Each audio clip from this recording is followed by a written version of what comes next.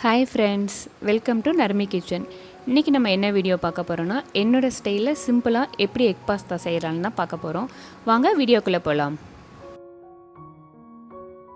இல்லைனா நமக்கு அந்த டேவே ஒரு லேசியான டேவாக போயிடும். ஸோ நானும் காலைல எந்திரிச்சோன்னே காஃபி தான் குடிப்பேன். ஸோ காஃபிக்கு எப்போவுமே ஒயிட் சுகர் இல்லை மோஸ்ட்லி நாங்கள் ஒயிட் சுகரே யூஸ் பண்ண மாட்டோம். எல்லாத்துக்குமே நாட்டு சர்க்கரை, என்னோடய குழந்தைங்கலேருந்து எல்லாத்துக்குமே நாட்டு சர்க்கரை தான் யூஸ் பண்ணுவோம். ஸோ நாட்டு சர்க்கரை யூஸ் பண்ணி காஃபி ரெடி பண்ணேன். ஸோ இதுக்கு கோகிலா காஃபி தூள் தான் யூஸ் பண்ணுவேன். ஸோ நீங்கள் காஃபி பிரியராக இருந்தால் கோகிலா காஃபி தூள் ட்ரை பண்ணி பாருங்கள். அதனுடைய டேஸ்ட் வேறு லெவலில் இருக்கும். ஸோ எனக்கும் என்னோடய ஹஸ்பண்டுக்கும் காஃபி போட்டோம். ஸோ என் பசங்க தூங்கிட்டு இருந்தாங்க. அம்மா ஊர்லேருந்து வந்திருந்தாங்க. என்னோடய குழந்தைங்க 2 பேரும் தூங்கிட்டு இருந்தாங்க. ஸோ நாங்கள் காஃபி குடிக்கிற டைமிங்கில் தம்பி எந்திரிச்சு வந்தான். ஸோ அவனை பார்த்துட்டே அப்படியே காஃபி சாப்பிட்டுட்டு இருந்தோம். காஃபி குடிச்சிட்டு ஒரு பேனை ஹீட் பண்ணிக்கோங்க. கொஞ்சமாக தண்ணி வச்சுக்கோங்க. நம்ம மக்ரோனி எந்த அளவுக்கு எடுக்கிறோமோ அது மூழ்கிற அளவுக்கு கொஞ்சம் தண்ணி வச்சுக்கோங்க. தண்ணி நல்லா பாயில் ஆன உடனே நமக்கு தேவையான அளவுக்கு மக்ரோனி போட்டுக்கோங்க. நான் 1.5 டம்ளர் மக்ரோனி எடுத்திருக்கேன். ஸோ கிட்டத்தட்ட 350 கிராம் இருக்கும். ஸோ மக்ரோனி போட்டு நல்லா பாயில் ஆக தண்ணி கொதிக்க விடுங்க. அதில் கொஞ்சமாக உப்பு, கொஞ்சமாக எண்ணெய் எதுக்காக சேர்த்திக்கிறோம் அப்படின்னம்னா, மக்ரோனி நல்லா பலன்னு உதிரி உதிரியாக வரும். அதுக்காக தான் எண்ணெய் சேர்த்திக்கிறோம். ஸோ இதை நல்லா ஒரு பக்கம் வேகட்டும். வேகிறதுக்குள்ளே நம்ம மசாலா ரெடி பண்ணிடலாம்.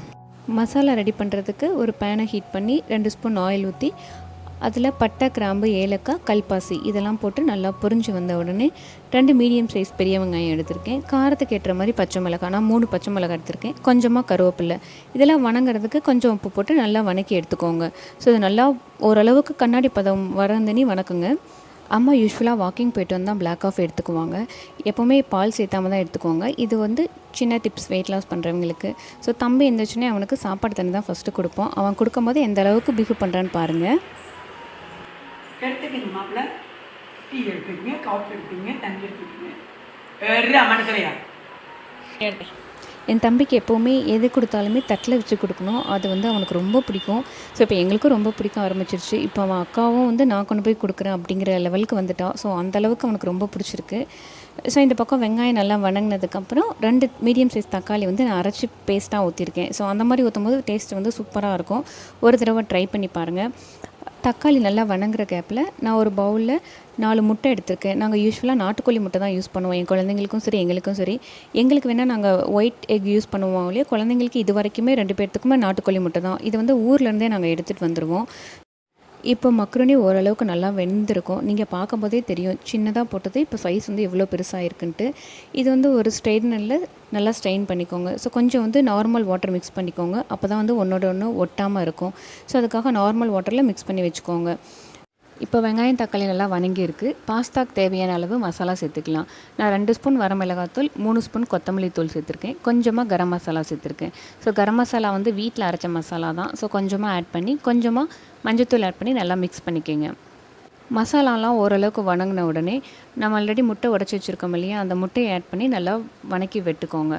ஸோ அதில் கொஞ்சமாக உப்பு, கொஞ்சமாக பெப்பர் தூள் சேர்த்து நல்லா ஒன்றோட ஒன்று சேர்ந்து வர மாதிரி வணக்கிக்கோங்க. ஸோ நம்ம இதெல்லாம் ஆல்ரெடி வணக்கி வச்சுருக்கோம். அதனால் முட்டை பொரியல் பண்ணுற மாதிரி ஓரளவுக்கு நல்லா வணங்கினதுக்கப்புறம் ஃபைனலாக பாஸ்தாவை போட்டு நல்லா வணக்கி எடுத்துக்கோங்க. பாஸ்தா ஆல்ரெடி வேக வச்சு வச்சுருக்கோம். அதனால் ரொம்ப நேரம் வணங்கணும்னு இல்லை. ஸோ இந்த பேஸ்ட்டோடு அது ஒன்றா கலந்து வர மாதிரி வணக்கி வச்சுக்கிட்டால் நமக்கு எக் பாஸ்தா ரெடி ஆகிடும். ஸோ இதை பிகினர்ஸ் கூட ஈஸியாக ட்ரை பண்ணலாம். ரொம்ப சிம்பிளான மெத்தடு. இந்த ரெசிபி எப்படி இருந்ததுன்னு ட்ரை பண்ணி பார்த்துட்டு எனக்கு கமெண்ட் செக்ஷனில் கமெண்ட் பண்ணுங்கள். ஸோ ஃபைனலாக கொத்தமல்லி தலை போட்டு இறக்கி எடுத்துட்டா எக் பாஸ்தா ரெடி ஆகிடும். ஸோ இதை ட்ரை பண்ணி பாருங்கள். நம்ம வீடியோ பிடிச்சிருந்தால் லைக் பண்ணுங்கள், சப்ஸ்கிரைப் பண்ணுங்கள். தேங்க்ஸ் ஃபார் வாட்சிங்.